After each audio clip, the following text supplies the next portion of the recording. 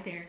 My name is Jerry, and I was encouraged by a friend to start some type of YouTube channel or um, some other type of vlogging situation.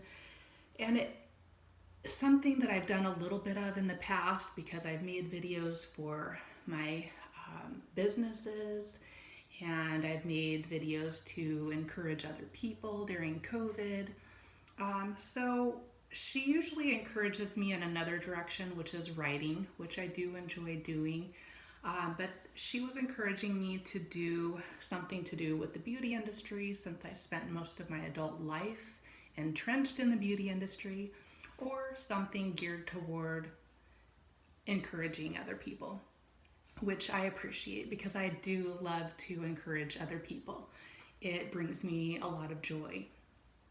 And that was something that I could find in all of the things that I've done in the past, whether teaching or working as an esthetician, doing skincare, working one on one with people. My favorite thing about those situations was being able to encourage other people just in their happiness and their personal growth and their professional growth, whatever it was. So it was an interesting suggestion from my friend recently, but I will say that because it involved video, and one, I don't have any special equipment. This is an old iPhone. I have an old desktop. I don't have any of the things. And so my first kind of instinct was to panic about appearances like, oh my gosh, I'm out of Botox and I need a thread lift and all this stuff. And man, that's true in our society. We really are sort of bogged down by youth and beauty and the desire to be all of those things. And I will admit to you that I've spent a lot of my own time and effort and money on trying to look better, trying to look younger. And not that I won't again, not that I haven't in the last year, but it is something that has been an issue with me. And then I know working with other people on such issues, it's real and valid things that people feel regarding their appearance. And for someone that hasn't dealt with those issues, it might not make sense to you. But for someone that has some insecurity issues and then they've dealt with real or imagined beauty issues, it can be traumatic. People break dates over a pimple popping up, or maybe they don't want to go to work or school because they have a breakout or they have a rash or their hair is not good that day, and it can bring some real difficulties for people. And I understand this because I've been through it myself. And many times over the years, I thought regarding the beauty industry that, what am I doing here? This is sort of playing into my own insecurities, and is it real? Does it mean anything? And come to find out, it did, because it wasn't just about helping someone with a beauty issue, waxing their brows or doing their facials or whatever it was. It was about relationships and loving people, caring about people, nurturing people, helping someone to feel heard. Estheticians are sort of like a counselor. Only you're getting your beauty treatment and your counseling session at the same time for the same price, and all in one. So it did mean a lot to me in that regard, and to be able to have those kinds of relationships with people.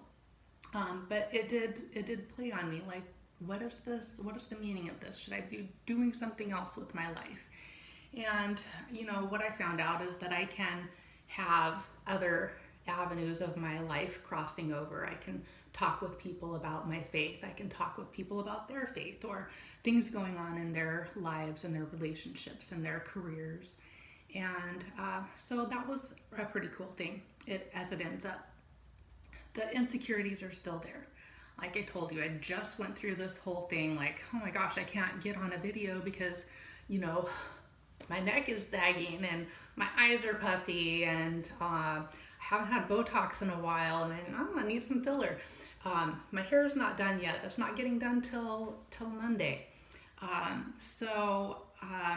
get it, and some things have stood out to me over time regarding beauty, because sometimes the focus is so much on the outside that the inside gets left behind a little bit or not paid as much attention to. So I have a scripture that I really like. It's 1 Peter 3, verses 3 and 4. Your beauty should not come from outward adornment, such as elaborate hairstyles and the wearing of gold jewelry and fine clothes. Rather, it should be that part of your inner self, that unfading beauty of a gentle and quiet spirit, which is of great worth in God's sight. So it's not that we shouldn't care at all about our outward appearance, but what is most important is what is inside. And then that also reminds me of a quote that really struck me as very powerful. You may know or have heard of Golda Meir. She was at one time an Israeli prime minister. When I look at pictures of her, I see a really interesting looking person, so I wouldn't think or make any judgments about her beauty, but she had obviously judged herself as not a physically beautiful woman. But this quote is so powerful. She says, "Not being beautiful was the true blessing. Not being beautiful forced me to develop my inner resources. The pretty girl has a handicap to overcome." And so think about that. Sometimes beauty is a handicap because we can get caught up in having to have the latest styles and having to have, the latest load up of, Botox and filler and facials and peels and laser and microneedling and blah, blah, blah. And then the makeup and how can you keep up with that? How can you possibly keep up with all of that? It is impossible. And then, do you feel less than if you can't keep up on all of that stuff? And a lot of times we do, and I wish that wasn't the case. And I know that in this life and in our society, we're always gonna have that because beauty is prized and youth is prized. And so we're always sort of going after that elusive thing. Fashion changes, and not even just in your wardrobe, but in your houses.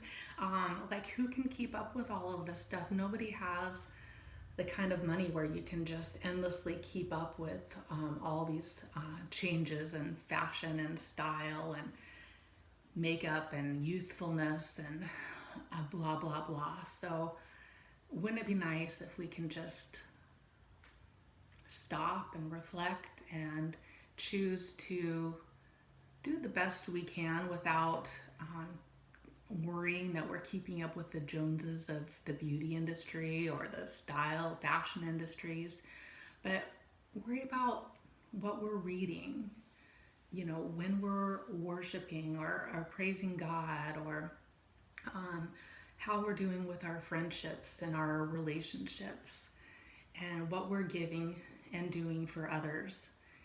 There's enough negativity in the world, and there's enough pressure and stresses. So just to take some time to spend on your inner beauty is what I would like to encourage you with today.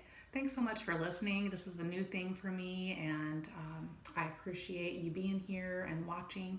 And you can reach out to me if you'd like to. I'd love to hear from you, and have a great and blessed day.